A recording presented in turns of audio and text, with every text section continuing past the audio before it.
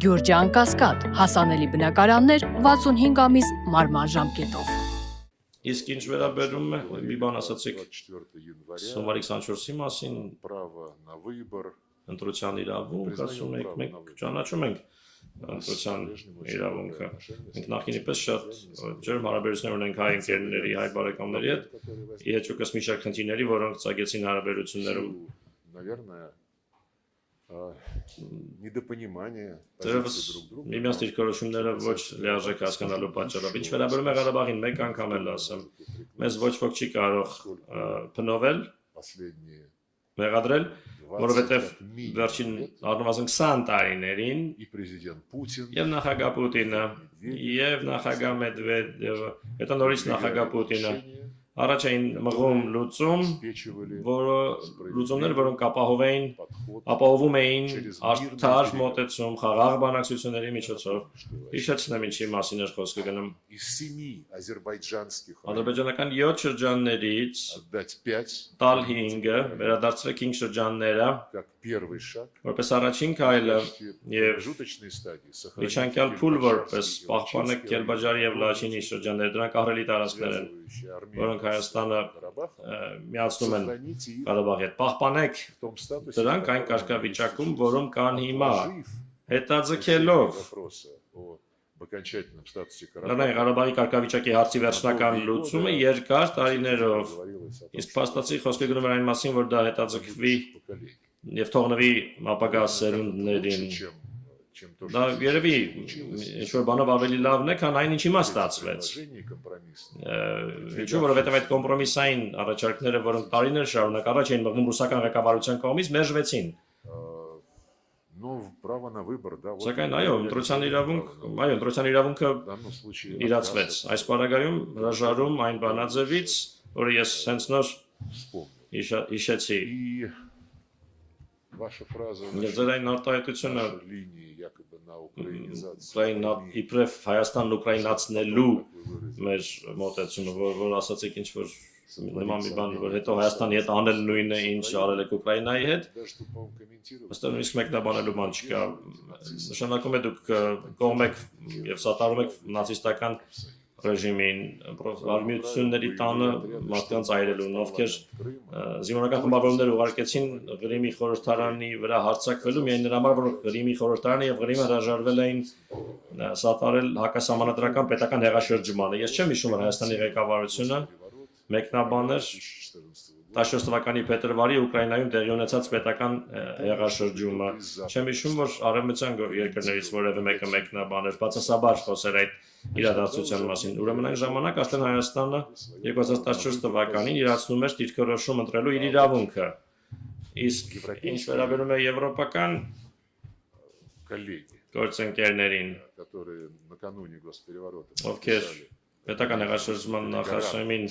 որպես երաշխավոր հանդես եկան այն ժամանակվա նախագահի եւ ընդդիմության միջեւ։ Մենք հարցրեցինք, բայց դուք երաշխավորում եք, որ կարգավորում է տեղի ունեցել, ինչու ոչ չեք անի այդ պուտչիստներին, որ կարգ պահպանեն, իրենք ամոթխած հայացքը կախեցին եւ ասացին, երբեմն ժողովրդավարությունը անսպասելի թեքում է ստանում,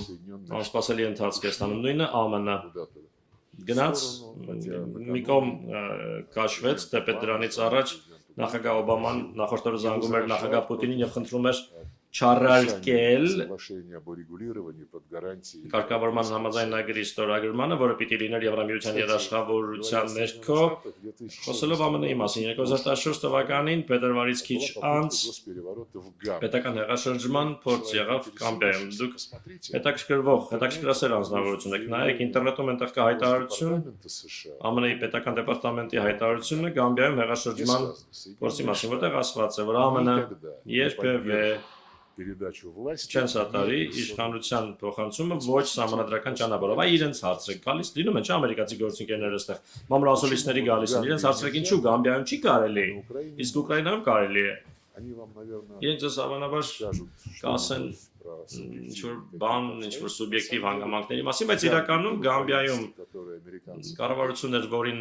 ամերիկացիները սատարում էին, իսկ Ուկրաինայում նախագահ էր хотели. իրենք ուզում էին իշխանը զրկել եւ իրենց մարդկանց Так что այնտեղ я не դնել։ вижу каких-то причин. Դա համար ես չեմ տեսնում պատճառներ, որևէ պատճառներ Հայաստանի ուկրաինացման համար։ Հայաստանը մեր դաշնակիցն է, մեր ընկերն է, Не Հայաստանը являет չի вне закона русский Հայաստանը язык. ռուսաց լեզուն, ռուսական մշակույթը անօրինական չի հրճակում, օրինական իրավունքներից չի զրկում էթնիկ ռուսներին եւ նրանց, ովքեր պարզապես ուզում են ռուսերեն խոսել։ Հայաստանում ընդունված չեն օրենքներ, որոնք արգելում են այդ ամենը, ի տարբերություն Ուկրաինայի։ Այդ օրենքների ցանկը այսօր մենք փոխանցեցինք մեր ընկերներին, Ни в одной стране որովհետեւ որևէ нет երկրում запрета չկա какой-либо որևէ язык լեզվի արգելք, негосударственный. խոսքը ոչ պետական լեզվի մասին է, որևէ երկրի, Если на этом որևէ языке լեզվի, разговаривают եթե այդ լեզվով жители խոսողները этой страны, քո երկրի բնակիչներն են, выяснили, что в մենք Армении не բարձրացինք, որ Հայաստանում արգելված չէ Ադրբեջան, ադրբեջաներենը, իմիջայլոց Ադրբեջանում, включая теперь и Карабах, այդ թվում այժմ նաև Ղարաբաղում ժամանակությամբ Ադրբեջանի արգելված չէ հայոց լեզուն, իսկ այ Ուկրաինայում ռուսերենը արգելված է, Իսրայելում արաբերենը արգելված չէ, արաբական երկրներում иврит не запрещен. եբրայերենը արգելված չէ։ Украина уникальная. Ուկրաինան այդ առումով Когда ունիկալ պետություն է, мы слышим երբ մենք լսում ենք заявление комиссара Еврокомиссии, Եվրահանձաժողովի ընդայնման հանձնակատարի հայտարարությունները, по-моему, Տեկին կարծես կոս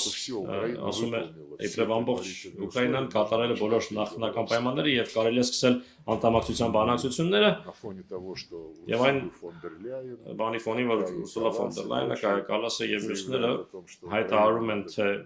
надо ей помогать, պետք է օգնել когда Ուկրաինային она не победит, քանի потому что ինչեւ որ հաղթի, Украина որովհետեւ отстаивает Ուկրաինան европейские ценности. պաշտպանում է եվրոպական արժեքները, դա նշանակում է որ Европа считает своими Եվրոպան ценностями իր արժեքներն է համարում նացիզմը, истребление